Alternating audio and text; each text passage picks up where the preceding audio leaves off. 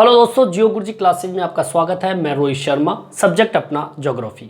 देखिए, आज टॉपिक अपने पास में है जनसंख्या घनत्व। ये टॉपिक आपके सेकंड बुक जो है अपनी, कौन सी बुक अपनी, भारत लोक और अर्थव्यवस्था, उससे संबंधित है ये।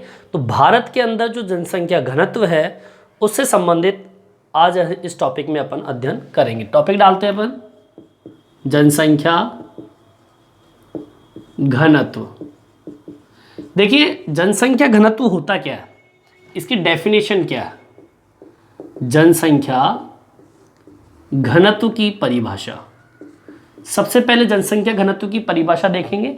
जनसंख्या घनत्व की परिभाषा क्या होती है, देखिए इसकी परिभाषा है प्रति वर्ग किलोमीटर में रहने वाले लोगों की संख्या का अनुपात क्या कहलाता है, जनसंख्या घनत्व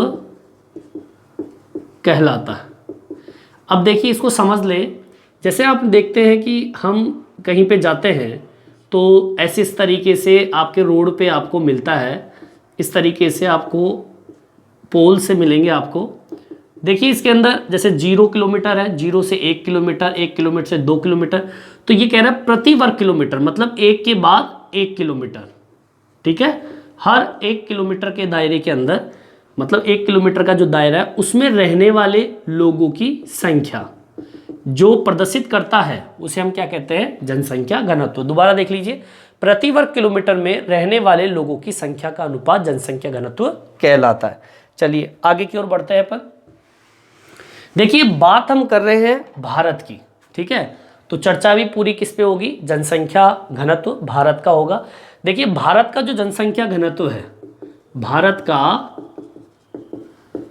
जनसंख्या घनत्व जो है वो 382 प्रति वर्ग किलोमीटर है।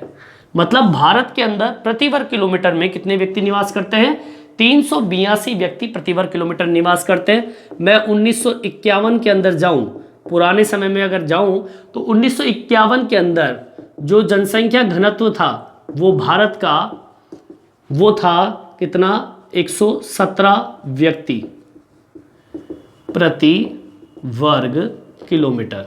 ठीक है, आगे बात समझ में। ये कब का है, 1951 का। ये कब का है, 2011 का। ठीक है, ये अंतर है इसके अंदर। अब देखिए आगे की ओर बढ़े तो इसको अगर देखा जाए, 1951 ईस्वी के अंदर 117 व्यक्ति प्रति वर्ग किलोमीटर था, तो 2011 में कितना हो गया, 382 प्रति वर्ग किलोमीटर हुआ। तो मैं बताऊं आपको, 50 वर्षों के अंदर, 50 वर्षों में 200 व्यक्ति क्या हुई है, वृद्धि हुई है। ठीक है, मतलब जैसे जैसे जनसंख्या वृद्धि होती है वैसे वैसे प्रति वर्ग किलोमीटर के अंदर भी आपके ग्रोथ होती है। जैसे उदाहरण के तौर पे मैंने आपको बताया कि 1951 के अंदर 117 व्यक्ति प्रति वर्ग किलोमीटर थे, 2011 के अंदर 382 व्यक्ति प्रति वर्ग किलोमीटर हो गए, तो 50 वर्षों के अंदर 200 व्यक्ति का मतलब वृद्धि हुई है। ठीक है ना, आप चाहे आंकड़े लगा के देख लीजिए। आगे की ओर बढ़े तो अब देखेंगे कि हमारा जो ये जो जनसंख्या घनत्व की स्थिति जो है वो डिपेंड करती है वृद्धि जनसंख्या की। मतलब जिस प्रकार से जनसंख्या वृद्धि होती है उस प्रकार से आपके घनत्व में भी क्या आ जाता है, बदलाव आता है। मैं पुराने समय में जाऊं तो आपका जनसंख्या घनत्व जैसे कि पहले कम था अब ज़्यादा हो गया, तो इससे क्या साबित होता है कि हमारी जनसंख्या वृद्धि हो रही है, तो जनसंख्या घनत्व में बदलाव हो रहा है। भारत में सबसे ज़्यादा जो जनसंख्या घनत्व आपको दिल्ली में मिलेगा और सबसे कम जो मिलेगा कहाँ पे मिलेगा, अरुणाचल प्रदेश के अंदर। ठीक है, भारत में सबसे कम जनसंख्या घनत्व अरुणाचल प्रदेश में। ठीक है, अब यहां पे कितना है, प्रति वर्ग किलोमीटर में केवल 17 व्यक्ति निवास करते, केवल 17 व्यक्ति, जबकि भारत में सबसे अधिक जनसंख्या घनत्व कहां पर है? दिल्ली में। ठीक है, और दिल्ली में ये जो जनसंख्या घनत्व कितना है? 11,000। ठीक है, दिल्ली में कितना है? 11,297 व्यक्ति प्रति वर्ग किलोमीटर है। ठीक है, तो सबसे तो कम कहां पर मिलेगा आपको? अरुणाचल प्रदेश के अंदर, और सबसे ज्यादा आपको कहां मिलेगा? दिल्ली के अंदर। ठीक है, तो ये भारत की स्थिति है जनसंख्या घनत्व के अंतर्गत। ठीक है, आगे की ओर बढ़े अपन, इसको उतारना चाहे तो आप उतार सकते हैं। चलिए देखिए, जनसंख्या घनत्व के अंतर्गत कुछ मध्यम स्थिति कह लीजिए और उच्च स्तर के घनत्व वाले क्षेत्र कौन कौन से हैं उसकी हम बात कर लेते हैं। जैसे कि मैं बात करूं उत्तरी भारत की, ठीक है, उत्तरी भारत के अंदर, ठीक है, आपके उत्तरी भारत के अंदर या उत्तरी भारत के जितने भी राज्य हैं, ठीक है, जिसके अंदर आपके बिहार मान लीजिए, अब बिहार के अंदर कितना आपका घनत्व मिलेगा आपको? 1102 व्यक्ति। ठीक है, इसके अलावा आपके कोई और घनत्व देख लीजिए, जैसे कि पश्चिमी बंगाल को देख लीजिए। पश्चिमी बंगाल के अंदर जो जनसंख्या घनत्व मिलेगा आपको 1029 का घनत्व मिलेगा प्रति वर्ग किलोमीटर के अंदर। इसके अलावा आप उत्तर प्रदेश में चलिए, उत्तर प्रदेश के अंदर जो जनसंख्या घनत्व मिलेगा आपको वो मिलेगा 829 व्यक्ति प्रति वर्ग किलोमीटर। ये जितना भी घनत्व मैंने बताया ये आपका उच्चतर घनत्व माना जाता है। ठीक है, तो ये तो मैंने बताया आपको कौन सा? उच्चतर, मतलब ऊंचा घनत्व।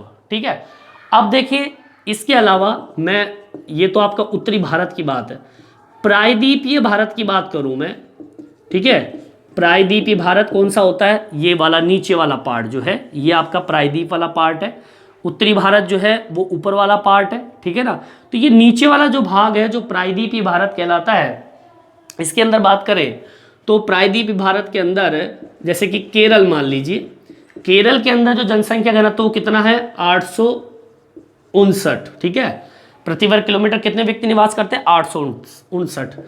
तमिलनाडु की बात करें तो तमिलनाडु के अंदर जनसंख्या घनत्व कितना है? 555 व्यक्ति प्रति वर्ग किलोमीटर। ये भी उच्चतर घनत्व की श्रेणी के अंतर्गत आता है। ठीक है, ये भी आपके उच्चतर घनत्व की श्रेणी में आएगा। अब निम्नतर कौन सा है? ठीक है, निम्नतर का मतलब होता है जिसमें बहुत कम मात्रा में जनसंख्या घनत्व उपस्थित है भारत के अंदर, देख लेंगे। ये तो आपके उच्चतर है। कौन सा है? उच्चतर घनत्व है। अब हम बात करते हैं निम्न घनत्व की, बात करते हैं जहां पे बहुत कम जनसंख्या घनत्व पाया जाता है। देखेंगे, देखिए भारत में, अब चलिए पहाड़ी क्षेत्रों की बात कर लेते हैं, जहां पे पहाड़ी क्षेत्र है या रेगिस्तान क्षेत्र है या फिर ऐसे भाग जो कि बहुत बंजर है, वहां पे जनसंख्या घनत्व आपको क्या मिलेगा? कम मिलेगा। चलिए पहाड़ी क्षेत्र की बात करें, किसी न किसी कारण से यहाँ पे जनसंख्या घनत्व कम मिलेगा। असम देख लीजिए, गुजरात है, ठीक है, असम में, गुजरात में, आंध्र प्रदेश है, ठीक है, हरियाणा है, ठीक है, इसके अलावा आपका झारखंड, ओडिशा, ठीक है, और इसके अलावा आपका जो क्या बोलते हैं इसको, सॉरी यही है। ठीक है ना, अब ये निम्नतम की श्रेणी में नहीं डालेंगे, इसको अपन डालते हैं मध्यमतर, मध्यम स्तर का घनत्व मान लीजिए। इसके अंदर कौन सा घनत्व है? ये मध्यम स्तर, ना तो ऊपर ना नीचे। ठीक है, अब निम्नतर घनत्व कहां मिलेगा? वो मिलेगा आपको जैसे कि हिमालय पर्वतीय क्षेत्र, ये पर्वतीय क्षेत्र है, ठीक है, इसके अलावा असम, ठीक है, वह असम को छोड़ दीजिए आप, ठीक है, आपके हिमालय पर्वतीय प्रदेश जितने भी है हम कहेंगे प्रदेश, ठीक है, इसको हम कहते हैं क्या? प्रदेश। हिमालय पर्वतीय प्रदेश क्षेत्र व असम, ठीक है, इसको छोड़कर भारत के उत्तर और पूर्व, ठीक, कौन सा? उत्तर और पूर्व राज्यों में आपको निम्न घनत्व मिलेगा। ठीक है, निम्न घनत्व मिलता है। मतलब हिमालय पर्वतीय प्रदेश क्षेत्र, जो भी हिमालय पर्वत के अंदर जो भी प्रदेश क्षेत्र है, और असम को छोड़ दो, बाकी भारत का जो उत्तर पूर्वी राज्य है वहां पर आपको कौन सा घनत्व मिलेगा? निम्न। यहां पर कौन सा घनत्व मिल रहा है? मध्यम घनत्व। यहां पे कौन सा मिल रहा है? निम्न घनत्व। जबकि आप जाइए अंडमान, जबकि अंडमान और निकोबार, ठीक है, यहां पे जनसंख्या घनत्व आपको क्या मिलेगा? कम मिलेगा। अगर मैं इसकी तुलना दूसरे केंद्र शासित प्रदेशों को देखूं, अंडमान निकोबार को छोड़कर, ठीक है, केंद्र शासित प्रदेश। अब केंद्र शासित प्रदेश कौन से हैं? केंद्र शासित प्रदेश जैसे कि आपका दिल्ली हो गया, जैसे कि मैंने उसको उच्चतम घनत्व जहां पे कितना बताया था मैंने, 11,297 प्रति वर्ग किलोमीटर, दिल्ली। ठीक है ना। इसके अंदर मैं ये कहना चाहता हूं कि अंडमान और निकोबार को आप इसको छोड़ दीजिए, और केंद्र शासित जितने भी प्रदेश है उन प्रदेशों में जनसंख्या घनत्व कैसा मिलेगा? उच्चतर मिलता है, मतलब ज्यादा मिलेगा। ठीक है, आगे बात समझ में। निम्नतर सबसे उच्चतर तो कहां मिलता है? उत्तरी भारत के राज्य बिहार, पश्चिम बंगाल, उत्तर प्रदेश, ठीक है, यहां पर उच्च घनत्व मिलता है। और मध्यम घनत्व कहां मिलता है? मध्यम मिलता है असम, गुजरात, आंध्र प्रदेश, हरियाणा, झारखंड, उड़ीसा। और इसके अलावा अब मैं बात करूं निम्न घनत्व की बात करूं तो हिमालय पर्वतीय प्रदेश क्षेत्र व असम को छोड़ दीजिए, भारत का उत्तरी पूर्वी राज्य में आपको निम्न घनत्व क्षेत्र मिलेगा। जबकि अंडमान निकोबार को छोड़ दीजिए और जितने भी केंद्र शासित प्रदेश है वहां पर आपको कौन सा मिलेगा? उच्चतम घनत्व आपको मिल जाएगा। ठीक है, तो ये तो मैं आपके भारत के घनत्व की स्थिति मैं आपको बताई। ठीक है, मध्यम घनत्व, निम्न घनत्व और फिर से उच्च घनत्व। सबसे कम घनत्व कहां पर? अरुणाचल प्रदेश में। कितना व्यक्ति? 17 व्यक्ति। सबसे ज्यादा कहां पर? दिल्ली में। कितना व्यक्ति? 11,297 व्यक्ति। ये तो अरुणाचल प्रदेश और ये दिल्ली। ठीक है, तो ये आपके घनत्व की स्थिति हो गई। अब देखिए घनत्व निकाला कैसे जाता है। ठीक है, आगे हम बात करते हैं घनत्व निकालने की स्थिति। से उतारना चाहे तो उतार सकते हैं आप। चलिए बात करते हैं आगे। देखिए जनसंख्या घनत्व का सूत्र की बात करते हैं अपन। देखिए जनसंख्या घनत्व का जो सूत्र निकाला जाता है वो कैसे निकाला जाता है? जनसंख्या घनत्व बराबर जनसंख्या बटा क्षेत्रफल। देखिए कहीं भी क्षेत्र का कोई सा भी क्षेत्र हो, उस क्षेत्र में अगर जनसंख्या घनत्व निकालना है तो आपको क्या करना पड़ेगा? पहले इस क्षेत्र को निर्धारित करना पड़ेगा। किसी भी क्षेत्र को निर्धारित कर लो, जैसे कि दौसा मान लीजिए, राजस्थान मान लो, दिल्ली मान लो, कुछ भी मान लो। तो पहले तो उस क्षेत्र की जनसंख्या, जैसे कि दिल्ली। दूसरा, वो दिल्ली कितने क्षेत्र में फैला हुआ है उसके एरिया की गणना कीजिए। भाई इतने एरिया में फैला हुआ है दिल्ली, उसको नीचे लिख दो। ठीक है, तो ये हो गया। उदाहरण के तौर पे, जैसे उदाहरण देता हूं मैं आपको, जैसे कि हरियाणा है। हरियाणा जो है, इस हरियाणा के अंदर, हरियाणा प्रदेश या राज्य में कुल क्षेत्रफल मान लीजिए 100 वर्ग किलोमीटर। कितना है? 100 वर्ग किलोमीटर। ठीक है, और कुल जनसंख्या कितनी है? कुल जनसंख्या 1,50,000 है। ठीक है, तो सूत्र आपका ऊपर वाला हो जाएगा। क्या हो जाएगा? जनसंख्या कहां लिख दी? ऊपर। 1,50,000 बटा 100 कट गया, कितना आ गया? 1500। तो 1500 व्यक्ति प्रति वर्ग किलोमीटर में क्या करेंगे? निवास करेंगे। ठीक है, ऐसे आपका जनसंख्या घनत्व निकाला जाता है सरल शब्दों में। लेकिन कुछ घनत्व ऐसे भी होते हैं, देख लीजिए, उतार लीजिए, उतारना चाहे तो आप इसे। अब देखिए आगे, अब कुछ घनत्व अलग कृषि क्षेत्र से संबंधित भी होते हैं। कहां से होते हैं? कृषि क्षेत्र से संबंधित होते हैं। जैसे कि आपका एक घनत्व होता है कायिक घनत्व। कौन सा घनत्व है?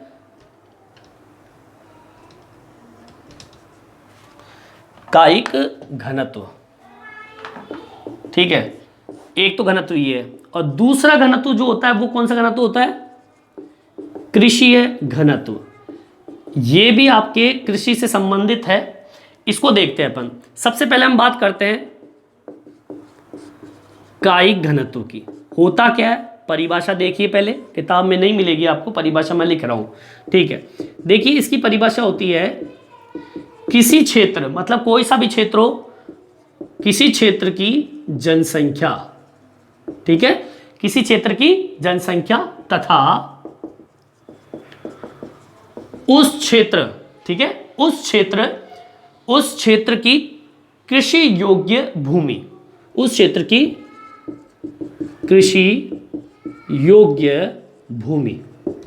किसी क्षेत्र की जनसंख्या, कोई भी क्षेत्र हो उसकी जनसंख्या, और उस क्षेत्र में कृषि योग्य भूमि कितनी है, ठीक है ना, के अनुपात को प्रदर्शित करना, ठीक है, क्या कहलाता है? कायिक घनत्व।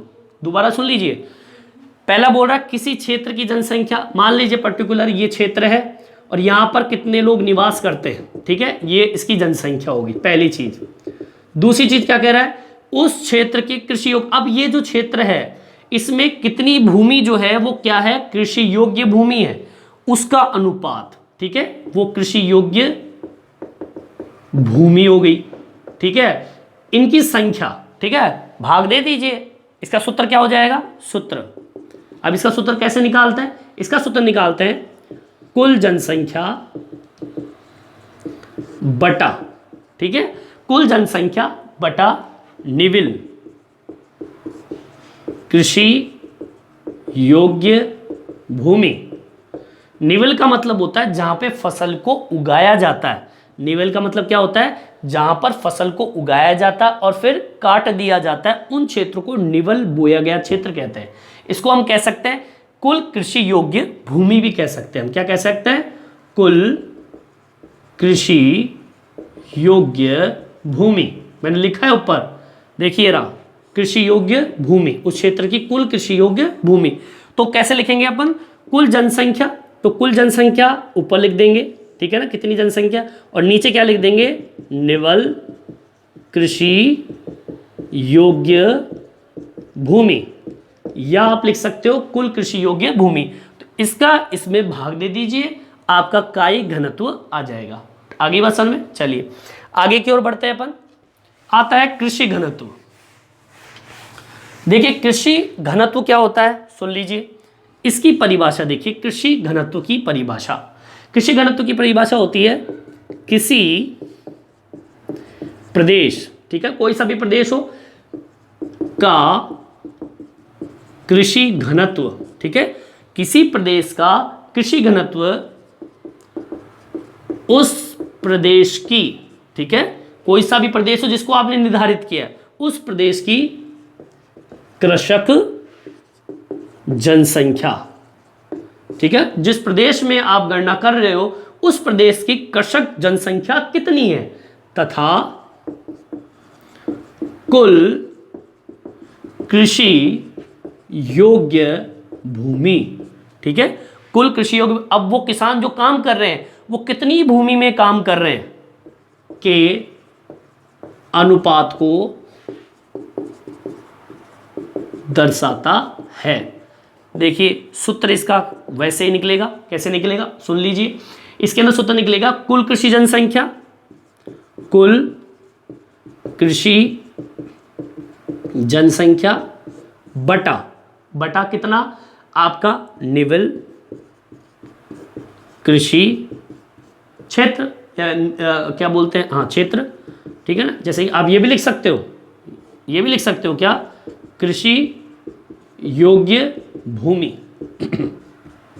देखिए कुल कृषक जनसंख्या हम बोल दीजिए, या हम कह सकते हैं, अब कुल कृषक जनसंख्या में कौन आता है, कुल कृषक जनसंख्या में आता है किसान, परिवार का मजदूर हो सकता है, मजदूर मतलब जो मजदूर करते हैं, किसान है, मजदूर है, या घर का सदस्य हो सकता है, ठीक है ना। उनकी संख्या, उनकी संख्या को हम कहां लिखेंगे, ऊपर, ठीक है ना। जितने भी किसान हैं मतलब कुल कृषि जनसंख्या, आपके कृषि क्षेत्र में जितने लोग काम कर रहे हैं उनकी संख्या ऊपर आ जाएगी, बटा क्या कर देंगे निवल कृषि क्षेत्र, कितने एरिया में वो कृषि कार्य कर रहे हैं उनकी उस एरिया की संख्या नीचे लिख देंगे अपन, ठीक है। भाग दे दीजिए, जो आएगा वो कौन सा हो जाएगा, कृषि घनत्व कहलाएगा, ठीक है। तो ये आपको मैंने आज बताया भारत का जनसंख्या घनत्व किस तरीके से है, प्रति वर्ग किलोमीटर में रहने वाले लोगों की संख्या का अनुपात जनसंख्या घनत्व कहलाता है। और ये पूरा का पूरा घनत्व जो है एग्जाम में पूछा जाता है, जनसंख्या घनत्व की परिभाषा बताइए, जनसंख्या घनत्व का सूत्र बताइए, कायिक घनत्व किसे कहते हैं, कृषि घनत्व किसे कहते हैं, ऐसे परिभाषा उदाहरण सहित, उदाहरण मैंने दिया था हरियाणा का, ऐसे उदाहरण सहित क्वेश्चन आपसे पूछा जा सकता है। तो आज के वीडियो में मैंने आपको जनसंख्या घनत्व भारत का मैंने बताया आपको। नेक्स्ट वीडियो में हम बात करेंगे जनसंख्या वृद्धि की। इस वीडियो में इतना ही। ये वीडियो आपको कैसा लगा मेरे कमेंट्स बॉक्स में डाल के बताएं। धन्यवाद।